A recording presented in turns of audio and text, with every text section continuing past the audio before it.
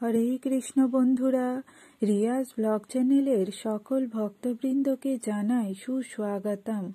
আজকের ভিডিওটি শুরু করছি শ্রীমদ্ ভাগবত গীতার প্রথম অধ্যায়ের বিষাদ যোগ শ্লোক নাম্বার 11, 12, 13 এবং সাথে রয়েছে জড় জগতে মানুষ কিসে আগ্রহী।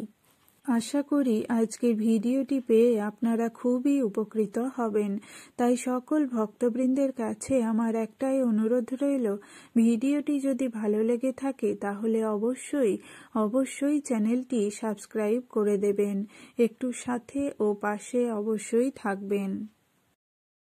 ভগবান কৃষ্ণের সঙ্গে জীবের সম্পর্ক হল প্রেমময় সেবা এবং ভক্তি। জীব ও ভগবানের সম্পর্ককে ভেদ ও অভেদ উভয়ভাবেই বর্ণনা করা হয়। যেখানে জীব কৃষ্ণের নিত্য দাস, কিন্তু একই সঙ্গে কৃষ্ণের শক্তির অংশ। এই সম্পর্ককে 5টি প্রধান রূপে দেখা যায়: নিষ্ক্রিয়, সক্রিয়, বন্ধু, পিতা মাতা ও প্রেমিক প্রেমিকা। গীতা অনুযায়ী জীব সুখ চায় কিন্তু দুঃখ পায়, কারণ তারা ফলের আসক্তি রাখে এবং তাদের কর্মের উপর নিয়ন্ত্রণ থাকে না। এই আসক্তির কারণে তারা সুখ ও দুঃখ উভয়কেই নিজের বলে মনে করে, যা তাদের মানসিক অস্থিরতার কারণ হয়। গীতা শেখায় যে উচিত কেবল নিজের কর্তব্য করা, কিন্তু ফল নিয়ে চিন্তা করা উচিত নয়। এবার আসা যাক গীতার 11 নম্বর শ্লোকে। অয়োনিষু চ সর্বেষু যথা ভাগম অবস্থিতা ভীষ্মম অভিরক্ষন্ত ভবন্ত সর্বেব হি। এখন আপনারা সকলে সেনাপুঞ্জের প্রবেশপথে নিজ নিজ কৌশলগত অবস্থানে স্থিত হয়ে পিতামহ ভীষ্মকে সর্বতোভাবে সহায়তা প্রদান করুন। ভীষ্মের শৌর্য বীর্যের প্রশংসা করার পরে দুর্যোধন বিবেচনা করে দেখল যে অন্যেরা নিজেদের গুরুত্বহীন বলে মনে করতে পারে। তাই স্বভাবসুলভ কূটনৈতিক চাতুরীর সাহায্যে সেই পরিস্থিতির ভারসাম্য বজায় রাখার জন্য সে উপরোক্ত কথাগুলি বলেছিল। এভাবে সে মনে করিয়ে দিল যে ভীষ্মদেব নিঃসংশয়ে সর্বশ্রেষ্ঠ যোদ্ধা হওয়া সত্ত্বেও একজন বৃদ্ধ মানুষ এবং সব দিক থেকে তাই সকলেরই তার সুরক্ষার জন্য বিশেষভাবে চিন্তা করা উচিত। যুদ্ধ করতে করতে যদি তিনি কোনো একদিকে এগিয়ে যান, তাহলে শত্রুপক্ষ তার সুযোগ নিয়ে অন্য দিক থেকে আক্রমণ করতে পারে। তাই এটি অত্যন্ত গুরুত্বপূর্ণ ছিল যে অন্যান্য বীর যোদ্ধারা যেন তাদের কৌশলগত অবস্থান ত্যাগ করে না যান, যার ফলে প্রতিপক্ষ গুচ্ছ ভেদ করতে পারে। দুর্যোধন স্পষ্টতই অনুভব করেছিল যে কুরুক্ষেত্রের যুদ্ধে তার জয়লাভ সম্পূর্ণভাবে নির্ভর করছিল ভীষ্মদেবের উপর।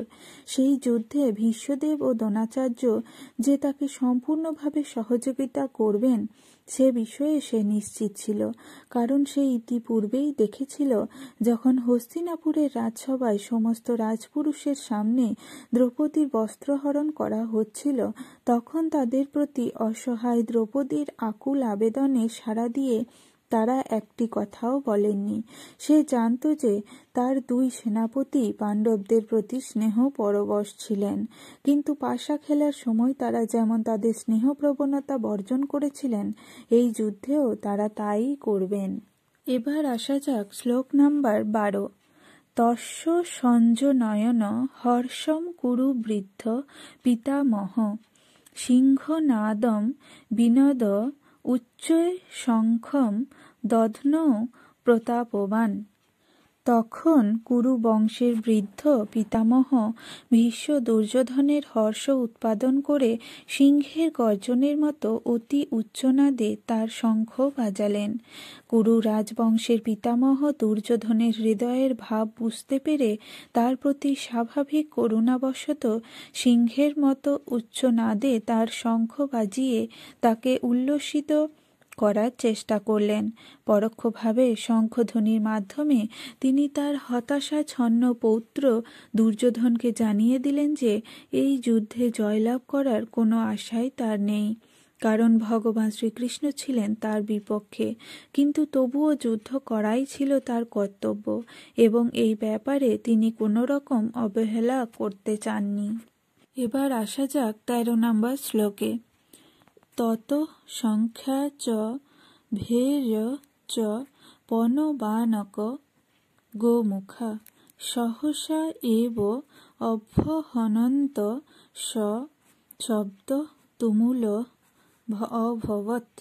তারপর শঙ্খ, ভেরি, পনব ও আনক ঢাক এবং শিঙাসমূহ হঠাৎ একত্রে ধ্বনিত হওয়ার ফলে এক তুমুল শব্দের সৃষ্টি হয়েছিল। এবার আসা যাক জড়জগতের মানুষ সাধারণত কিসে আগ্রহী। অধিকাংশ মানুষই ধন সম্পদ ও ইন্দ্রিয় তৃপ্তির প্রতি আগ্রহী। তাদের একমাত্র লক্ষ্য হচ্ছে যথাসম্ভব ধন অর্জন করা এবং ইন্দ্রিয় তৃপ্তির জন্য তা ব্যয় করা। অধিকাংশ মানুষ ভক্তিতে অর্থাৎ ভগবৎ সেবায় আগ্রহী নয়, বিষয় ভোগ বাসনায় আগ্রহী।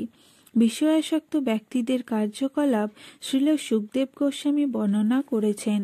তারা রাত্রে বেশি ঘুমিয়ে কিংবা মৈথুনাদি কর্মে তাদের সময় অপচয় করে, আর দিনের বেলায় অর্থ উপার্জনের চেষ্টায় তারা ব্যস্ত থাকে। তারা উপার্জিত অর্থ পরিবার পোষণের জন্য নিয়োগ করে। এভাবে দিন রাত ক্রমশ শেষ হয়ে যায়, জীবনের আয়ু শেষ হয়ে যায়।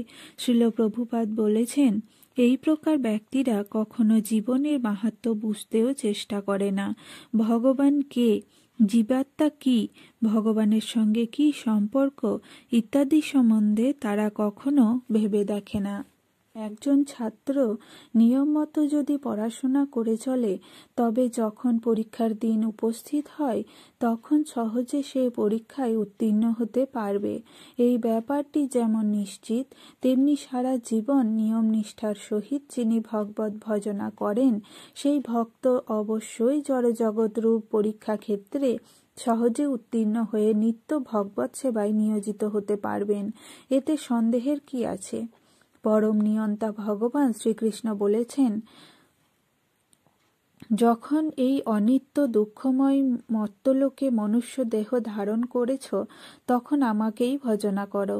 এবং যখন কেউ কৃষ্ণ ভাবনায় নিযুক্ত থাকে, কৃষ্ণ সেবায় সর্বদা যুক্ত থাকে, তার গতি কি হয়?